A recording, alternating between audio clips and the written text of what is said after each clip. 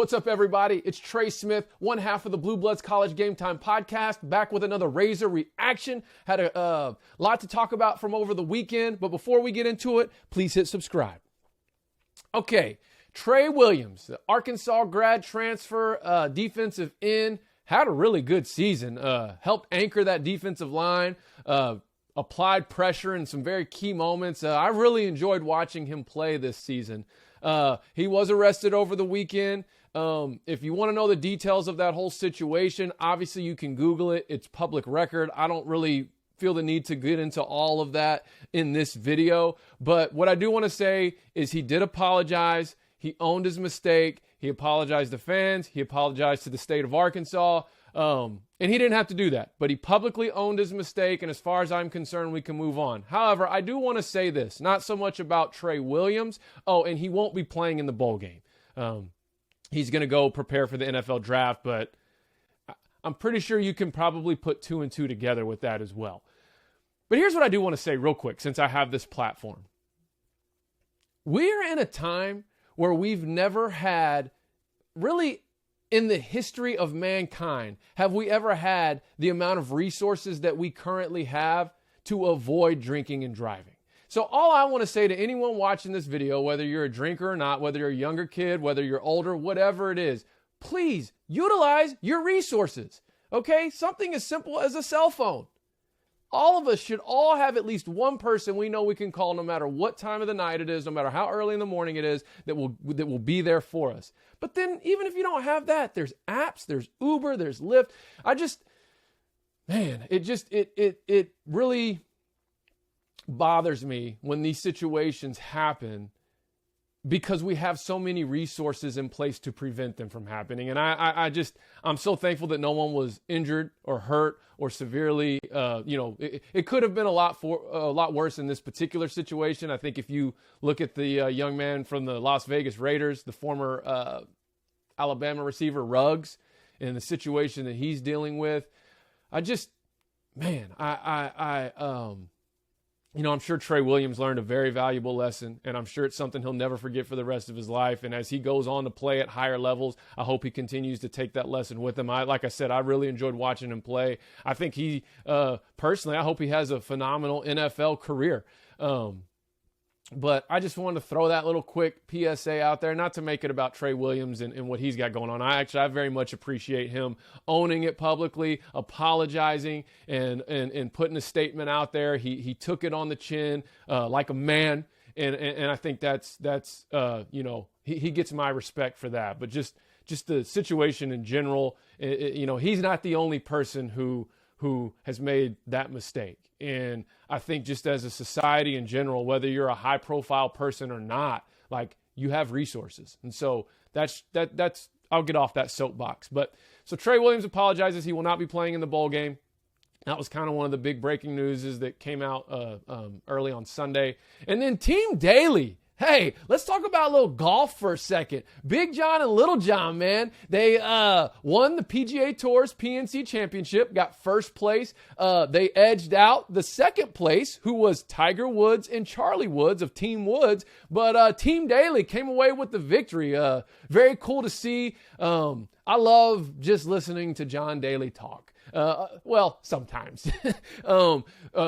More so when he's telling stories. In fact, the other night I was listening to him tell a story about him and Tiger when they were playing on the tour together, and how he was kind of hanging out at the bar all day and trying to get Tiger to come have a drink with him. And Tiger kept saying, well, I got to go do this, and then I got to go lift, and then I got to go do this. Like, he's basically practicing, just working his tail off all day long. And John Daly says, finally, I got him to come over and hang out with me for a little bit. And then the next day, they were paired together. And I guess John Daly beats him by like 6 strokes. And Tiger Woods is going like, how does this happen? Anyways, you'd have to go listen to him tell the story. It's a lot better than my little quick Cliff Notes version of it. But hey, Team Daly won the PGA Tour's PNC Championship. Thought that was very cool. Then let's talk about the Muss bus.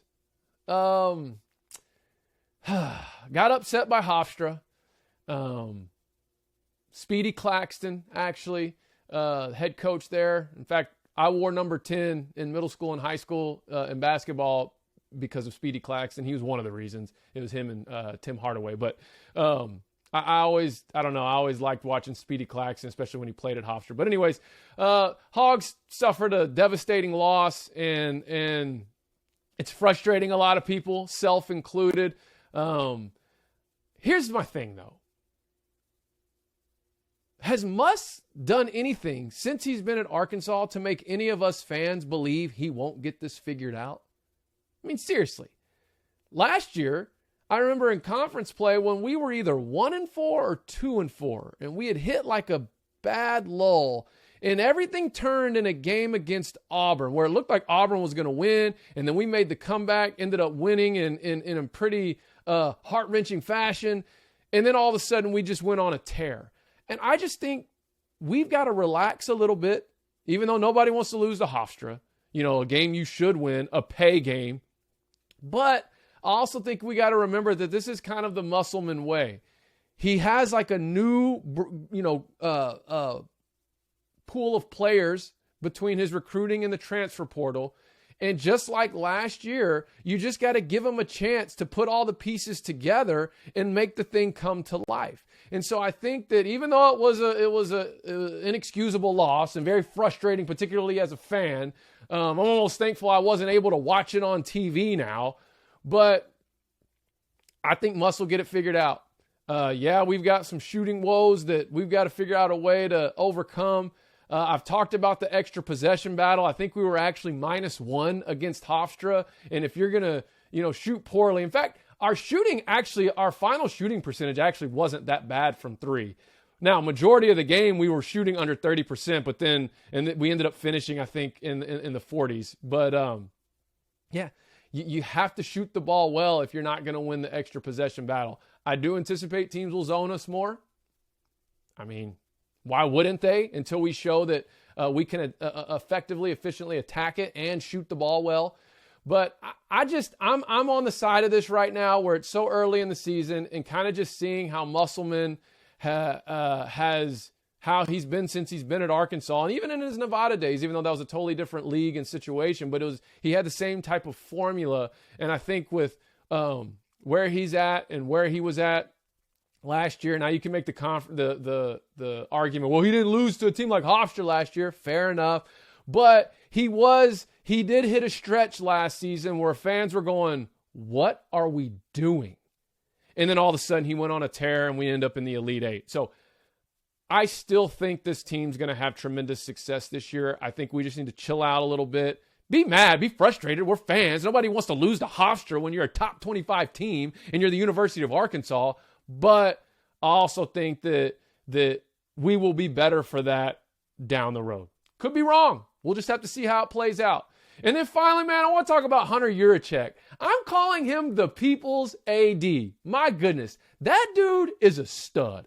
I love Hunter Yurachek. And he's kind of the unspoken hero of Arkansas's climb back to national relevance, and I'll even venture to say national prominence, because that's where I believe we're heading, just across the board in all of our athletics, not just one sport, one or two individual sports. I mean, this guy has shown he can hire and fire.